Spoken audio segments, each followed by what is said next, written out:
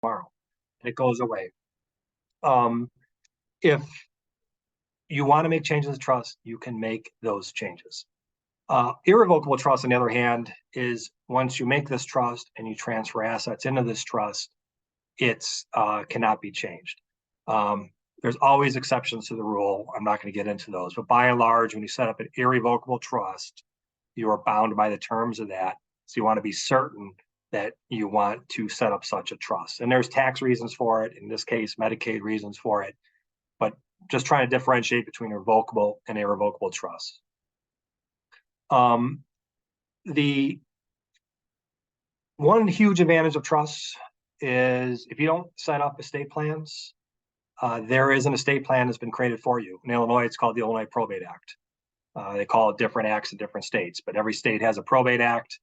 And if you don't create a plan has been created for you. So in my case, if I have a wife and child, if I die and I have no plan, by law, half of my assets would go to my wife and half would go to my child. The Probate Act dictates who gets what, who's defined as an heir, who gets assets. It defines who has preference to be the representative of your estate. In the case with me, I have a child. If I died, my wife died, there is actually a plan in place through the state law that dictates who would have preference to care for my child. And so I always say, you may love your brothers and sisters law equally. There's a chance you trust them differently as far as managing your child's well-being or your other assets, or maybe none of those people you want to name. That's your preference. But understand the law doesn't necessarily care about your desires because you didn't put your desires in writing in an estate plan. So very important to do the estate plan. And so if you did not have an estate plan, you pass away, a probate estate for assets over $100,000 in Illinois will get created. That's a court proceeding. There'll be various orders that are issued. Assets will be distributed in accordance with the Probate Act. The court will appoint who's going to be responsible. Claims will get handled. All of that will be done under the purview of the probate court. That, to me, is not the most desirable outcome. I prefer to avoid probate court, and I don't want a judge dictating what happens to my assets or what happens to my child. No offenses to the judges. But they would probably be the first people to say it's better if you do your estate plan. And so if you don't do a plan, it's going to be distributed in accordance with state law. And so, a typical fact pattern here, if we take Tom client who's not married with 3 kids, Tom dies. If Peter, Paul, and Mary was his children, they were alive, they would get a third of his estate. In this example, if Peter predeceased, well, a third of the estate that went from Tom would pass through Peter to his 3 children here in equal shares. So this is kind of a typical fact pattern if there's no estate plan created, but as you can imagine, that could cause some problems. So the idea is, and this is important when we talk about Medicaid, we want to fund trusts. We want the trust that we spent time and effort to create to control the asset. And so I've seen many times where people have come into our office and they have a beautifully drafted estate plan, but nothing was titled into the trust. It's not a completed plan. And so if you don't have the assets into the trust and you pass away, you'd still need a probate case in many circumstances to move those assets into the trust. We want to avoid that. So we want to title. And so for this example, with the house on the screen, we would actually deed that to the trust. That trust will control the house. When I become incapacitated or pass away, it will then dictate what happens to that. Often we want to pass it on to a spouse or beneficiaries. So it's very important you want to title assets. And so with that preliminary discussion out there, Medicaid planning often involves trust. And Medicaid, for those, I think everybody here knows what it is, but you have Medicare, which is more the insurance over 65, cover health. We're not talking about Medicare, we're talking about Medicaid. This is government benefits to talk for long-term skilled care, nursing homes. This is kind of a protective measure that's created to help people that have no assets to make sure they're cared for, in which the government will pay for those long-term care costs. And as you know, these costs can be expensive, $5, $6, $10,000 not uncommon a month. And it's interesting because when I started in 1997, I probably did a handful of special needs trusts and Medicaid trusts on a yearly basis. Now we do a ton of them. And there used to be a time where elder law wasn't really a thing. Now elder law is all over the place. There's attorneys that specialize in Medicaid planning, special needs planning. And why has there been an explosion in that area of law? I think a number of reasons. One, and first and foremost, is just the cost of all of this has skyrocketed. The cost for healthcare, long-term care has exploded. It's very expensive. It can be disastrous to a family's financial well-being if plan is not set up, and it gets worse every year. I don't think that's news to anybody that's watching this. I think the other reason there's been an increase in it is just the complexity. Medicaid applications are becoming more difficult. Every year there's new rules and regulations. You'll see later, we're going to talk about a 5-year look back. One time it was less than that. It changes. The rules are always changing. And so as things get more complicated and more financially devastating, obviously lawyers get involved and have to get involved. And I think the third reason, this is just my personal belief, is we're in that demographic where there's a vast amount of resources passing from one generation to the next. Anybody driving around, you can see all the nursing homes and long-term care facilities being built. There is a huge population that is looking for these type of services. And the people that are dealing with that are their children and grandchildren. And those are the people that are inheriting assets potentially. So I just think the demographics is pushing this discussion greatly. So, but Medicaid at its core is designed to give valuable care to those that are under a certain threshold. So when I would describe my typical clients, or to the financial planners here watching, to your clients, there's a multitude of people, but I would throw them into 3 categories. We have adult children that are disabled and qualify for Medicaid. More common, though, I think the planning from our standpoint, as far as volume of cases coming in, are either clients that are concerned about themselves. How am I going to pay for this? How am I going to deal with this long-term plan? Or they're concerned about making sure there's assets left for their children or significant others, or people that are concerned about somebody else. So I'm worried about mom and dad. I'm worried about my grandparents. They're worried about the long-term care and they see it on the horizon. The brutal reality is there's a chance all of us have to deal with this at some point, right? So, but it becomes more prevalent when you start going up in age or seeing loved ones going up in age. And so it's very important to understand that Medicaid is a asset-based program. It's mean-based. So by and large, $2,000 is a threshold. So to qualify for Medicaid, you need to be destitute. You need to be poor. It's not designed for someone with $1 million in their bank account. So you need to spend down to get below $2,000, and that's where the problem arises. If you have 100,000 in your name and those are non-exempt assets, by and large, Medicaid wants you to spend $98,000 before they'll pick up the tab for nursing home care. And to spend it down, typically what you're spending down on is nursing home care costs. So that's an important consideration here, is that you have to get below $2,000 to get coverage. And so when we're talking about assets, and you can go into the regulations and code sections of the Medicaid, as you can imagine, they're voluminous, but they're defined exempt assets. These are assets they don't consider when making that calculation if you qualify or if you're worth more than $2,000. Or we have what's called non-exempt assets. So non-exempt assets, those are put on the balance sheet and that's considered your net worth. Exempt assets are pushed aside and not considered in this calculation. And we differentiate between married and unmarried as far as what qualifies and what doesn't, okay? So on the left, if you're dealing with a married couple, one of the spouses is going into a nursing home, they're allowed to withhold a vehicle from this analysis. The primary residence, this is important. So if you have one spouse going nursing home, the other spouse is staying in the house, they intend to reside there or are residing there, they can exempt that asset from the calculation. There's a lump sum. This is to prevent the one spouse from going into poverty. Can talk about whether this amount qualifies for poverty or not, but Illinois specifies how much the other spouse can pull back. And right now it's $112,344.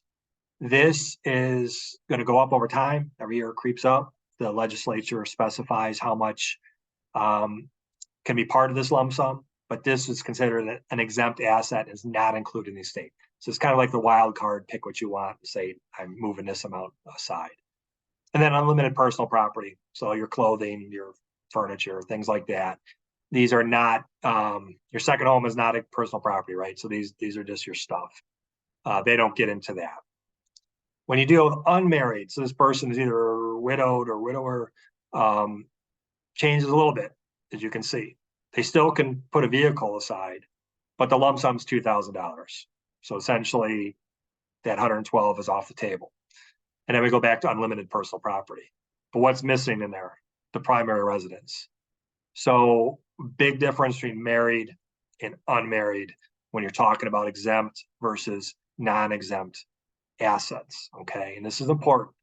And so when making these calculations, you don't want to just do this on your own. You want attorneys to sit down and tell you this applies, this doesn't apply. Certain assets, IRAs, might trigger taxes. So there's a lot of planning that goes on as far as what we're going to move around. But the idea is, after you go through the analysis and you take out all the exempt assets, you create a balance sheet. If you're over that $2,000, you must liquidate those assets to get below the $2,000 threshold. So again, this is a big deal. So when you're talking about Medicaid planning, there's really, I would argue, two main points in time when you're doing planning. Either have the emergency or the non-emergency plan. All right. And when we're either plan that we're doing, the goal here is one is not to liquidate all the assets. And as we'll discuss shortly, whether I can preserve all the assets or half the assets will depend on timing in many cases. But ultimately, the goal is not to get your assets down to zero. We're trying to preserve assets in trust. The idea that the client has spent a lifetime building their net worth, I want them to preserve some of that. And the financial advisors, watching this today, I know that's a goal of yours as well, right? It's you've helped your clients, you coach your clients, you're trying to raise their net worth and help them and guide them along. So this is part of the plan. How are they going to make it through the end of their life? And again, the core of the net worth is often the house. The house means something. For married couples, obviously that's a big deal. For non-married, even then, it's worth something. And we're often dealing with a residence and retirement funds when dealing with a typical client that comes in the door. There might be other assets, but this is kind of the core group. And so the idea is we want to set up trust to protect these assets. And so going back to my initial example, if we set up a Medicaid asset protection trust, typically the client is the trustee. All right. The beneficiary is often the children, and these are irrevocable trusts. So one thing to keep in mind, if you're going to sit down with an attorney and do these trusts, you need to mentally prepare yourself that we're making this change. This is not something we just keep going back and forth and take assets in or out. This is the plan. But they have to recognize that. Now, most clients come in, they're in their house. At least the ones that I meet, their view is that's the house they're staying in until the next phase of their life. But you need to understand that these trusts are not revocable, they're irrevocable. So when calculating these plans, whether we're doing an emergency or non-emergency, it really comes down to the timing from when the client came in to meet with the attorney. A common theme in the law, I don't care what area of the law it is, whether it's tax planning or estate planning or business planning, thinking ahead and preparing yourself saves you a lot of money and saves you a lot of grief. And this is a classic example of it. Most people recognize what the 5-year look back rule is. And the idea behind this is, take this example. If I'm going to a nursing home next Friday, what stops me from on Thursday just give everything to my kids? And then when I apply for Medicaid, look, I have nothing. Well, Medicaid is not stupid.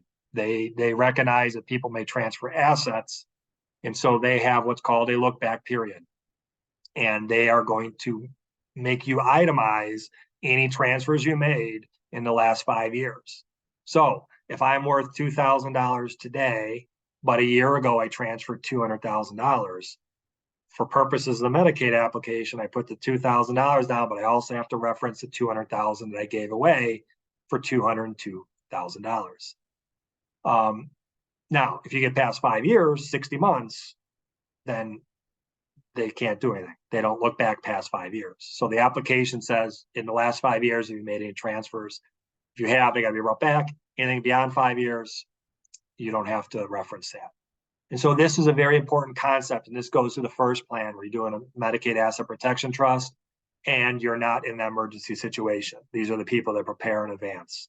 The idea is to move assets into your trust. Hope you make it 60 months. And if you make it past 60 months, you're okay. And so you put them, for example, your house, put the house into a trust, children are beneficiaries, make it past 60 months. If you need long-term care and you apply for Medicaid, that house ultimately is going to pass to the children, you'll still be able to qualify for Medicaid. Now, a question I get asked is, why not just gift the asset? Why do I need a trust? That can be a catastrophic mistake for a number of reasons. One is, I want certain terms in that trust to protect my client that's transferring the assets. For transfer to house, I want to make sure the client can live in the house. So I need those terms in there. But if you just gift, going back to the Tom example earlier, if he gives everything to Mary and it's just in her name, if Mary gets sued, Mary goes bankrupt, Mary gets divorced, guess what? That asset's in her estate and those are subject to claims. Very bad idea. Or maybe Mary's just a bad person who wants to transfer the house. If you deed the property outright to Mary, you create a lot of risk there. And so I want to protect the client. So these trusts are very important to set up to try to protect them going forward. Gifting can have a lot of bad consequences. There's also tax ramifications, capital gains. We can get into it at a later date, but there can be some negative tax consequences to gifting as opposed to doing certain trusts. So ideally, a client sets up a trust, makes it 5 years, and then it's a moot point. We don't have to worry about the spend down. Now, the 5 years is not hard and fast. It's not, if I die, if I do this plan 2 years into this, I have to go to nursing home, all is lost. It's not. We're going to talk about that in a second. There is calculations that come into play. It's not, you have to pay, 60 months of nursing home care. There's a calculation that needs to be made. But understand, this is the non-emergency plan. Put it in a trust, allow you to live in the residence or preserve the assets, make it 60 months, and then you can qualify. The other plan is the crisis plan. This is where things were not planned out or there's an emergency. So a crisis plan, what would that be?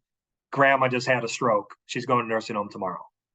Or a client comes to you, they had a diagnosis, may not be going to nursing home today or tomorrow, but it's not making it 5 years, or it's going to be months. It's happening, soon. That is the crisis plan. We're in crisis. And there's a misperception out there that when you're in that plan, you're out of luck and you lose all your assets. You're not out of luck. We may not be able to preserve all your assets, but we can try to preserve at least half of the assets. And that's this type of plan. And so the idea behind this plan is you're going to roll half of your assets into a Medicaid asset protection trust, and the other half we will put into a qualified annuity to cover certain nursing home costs. And one thing we're going to look at is this penalty period. And so take an example, somebody's worth $100,000. We put $50,000 into a Medicaid asset trust, and we put $50,000 into annuity. That's a $50,000 transfer. If the average nursing home care cost is $10,000 a month, just making round numbers here. If we transferred $50,000, we divide the monthly cost into that amount. That gives you 5 months. So the idea there is you need to spend 5 months of nursing home care costs. And then on a 6 month, the government steps in and starts covering your costs. So in that scenario, if you have 100,000, 50 in a trust, 50 in annuity, the idea is we use that 50,000 in annuity to help pay those costs during those 5 months, get to the 6 month, go forward, and then that 50,000 stays in the trust for the benefit of the client or ultimately to be distributed to their beneficiaries.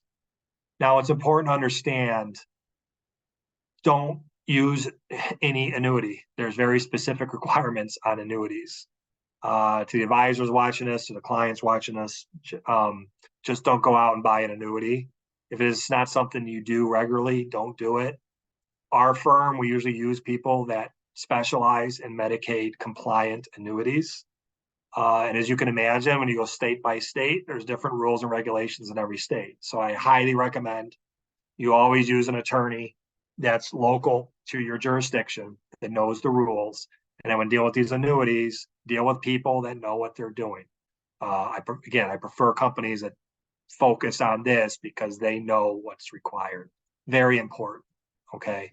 So again, the one plan, put money in, make it 60 months, no problem. The non-crisis plan, this plan, crisis, we're gonna put half into an annuity, half into a Medicaid asset protection trust, by and large, and try to preserve half the assets. Now, this is a simplified process that I'm telling you here, right? There's other considerations that go into a crisis plan or any other plan. There are certain expenses that Medicaid will allow, or certain assets allow, certain prepaid burials, certain repairs to housing. Those are things you would sit down with an attorney and go through and say, can I use these expenses and make them an exempt payment? So it's more than just, oh, we'll put 50% here and 50% annuity. We're going to run through these calculations and, talk about what makes sense. One question I often get about Medicaid is, who does this apply to? And that can be a difficult question. There's obviously certain people that Medicaid planning does not apply to. If you're worth $10 million, you're probably not doing Medicaid planning, right? Because even at $10,000 a month, the odds of you dissipating $10 million is not that great. So ultra wealthy, not really applying to. There's certain clients that come in that have ethical objections to this. That's their call, okay? My view is Medicaid set up the statutes and regulations on purpose. We're following the law. So, the legislature said this is ethical, at least according to them. So I don't have a problem with it. But there are clients that don't agree with this, and that's their choice, okay? There are certain people that come in that when we look at their assets, it doesn't make sense to do it. Maybe it's already exempt assets. Maybe we're not concerned about that. So that's, definitely a group that would be there. With financial advisors, if you come into very large IRAs, 401ks, it gets a little more complicated there, right? Because if I'm going to transfer an IRA to a trust, it potentially triggers a tax. And so this comes down to putting pen to the paper to see what financially makes sense. Do I want to trigger a very large tax with a very large IRA to deal with this plan? I don't know. That's something we have to run through and figure. And the other thing, quite honestly, is, I'm trying to qualify for costs, but there are people that still make income, right? That pensions, Social Security, some people have long-term care insurance. And so maybe there are other avenues to deal with this. This is one piece of the puzzle. So you have to look at the entire plan to figure, does this make sense or not make sense? I don't push a Medicaid plan on everybody that comes in the door. Some people it doesn't make sense, and I'm not going to recommend something that doesn't make sense to my client. But as mentioned, whatever plan you do, whether it's a 60-month look back plan or the crisis plan, either way, we're trying to preserve some wealth for the next generation. But also I'm trying to preserve wealth for my clients. And that's what the Dignity Fund, as you see down there, is referencing. We do a lot of guardianships and probate cases in my firm. Not uncommon in guardianship that you have to submit accountings to the court. And what you'll see on the accounting is Medicaid pays the nursing home directly. And then the last time I saw it was $30. I don't know if they changed that, but $30 a month the client gets for their use and enjoyment. $30 is not a lot of money. I hate to break it to you. And so who's paying the cost if mom or dad want to go out and get something to eat or do something that betters their life? Well, that's usually children or somebody else. So we can set up certain funds to try to help them get beyond the $30. So I think it's important for their use and enjoyment. You can't talk about special or Medicaid trust unless you talk about special needs trust. I'm not going to go into gory detail on this, but you need to recognize that these trusts exist, and this is a whole separate seminar. Supplemental needs, special needs trusts, they are designed to preserve benefits for certain beneficiaries. And so these are often created to preserve Medicaid or other governmental benefits. And so typically the trustee is the client or the family member that set up the trust. The beneficiary is going to be that special needs individual that qualifies for these plans. And it can be revocable or irrevocable depending on what kind of trust we're talking about. But when you're talking about special needs trusts, we're often differentiating between a third party or a self-settled trust. Third party would be a situation where I create a trust for a child. The child's the beneficiary. It's my money, but I'm doing it for a benefit of that third person. It could be a grandparent for a grandchild. These trusts are designed to say, trustee, you're not allowed to distribute money unless if it will disqualify the individual from Medicaid. So there are a laundry list of certain expenses that are allowed.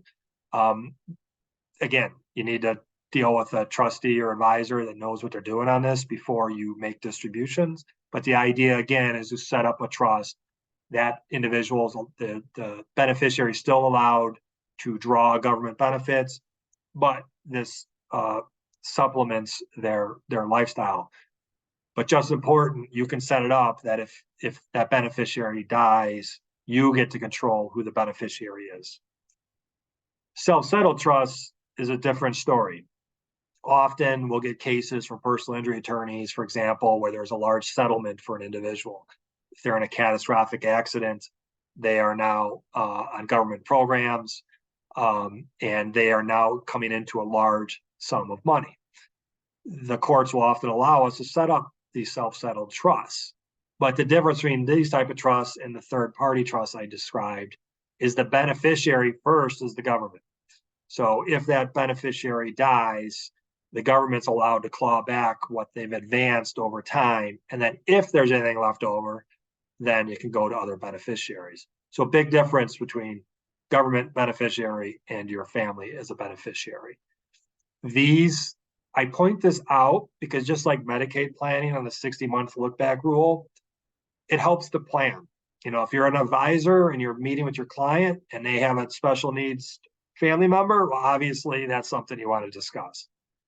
But just age alone, I've had cases where people are up there in age and they come in, they know an inheritance is coming.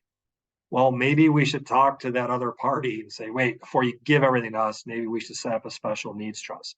Those can be difficult conversations, but they're important because if you just give money outright to somebody, you might create a situation where they have to spend that money down and pay it to the government as opposed to giving it to the person you desired. So I point this out because it's part of the Medicaid planning analysis, and you want to make sure that you're having these discussions. But again, supplemental needs trust benefits, you're going to protect your child while preserving important governmental benefits. You're going to allow a certain level of transfer to the next generation. Me personally, I don't like giving money to the government. So I try to do everything possible to avoid that. So again, very important in all these. This is very high level stuff, right? You get into more details on what qualifies or doesn't qualify. But I would highly recommend the advisors and people watching this, if you have loved ones, plan in advance. The cost between a 5-year look back plan versus the crisis plan is vastly different, and for obvious reasons. If you come in on a crisis, we are doing a ton more work, certain applications, planning. It's just a way more expensive process. And just as important, I've already lost the opportunity to try to preserve most of your estate. And there's nothing I can really do about that. So plan in advance. And again, it's a special needs trust, plan in advance. I can't stress that enough.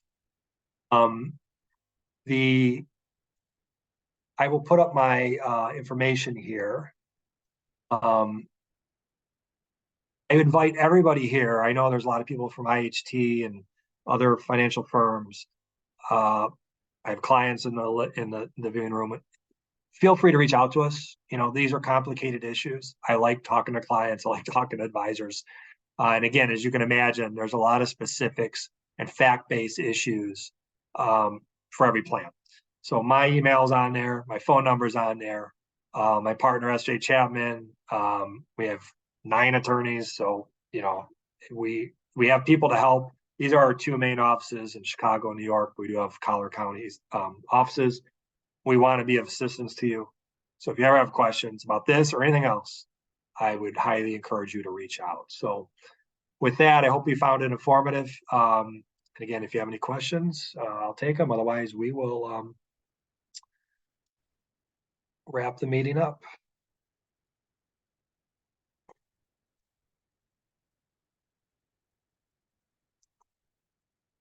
All right.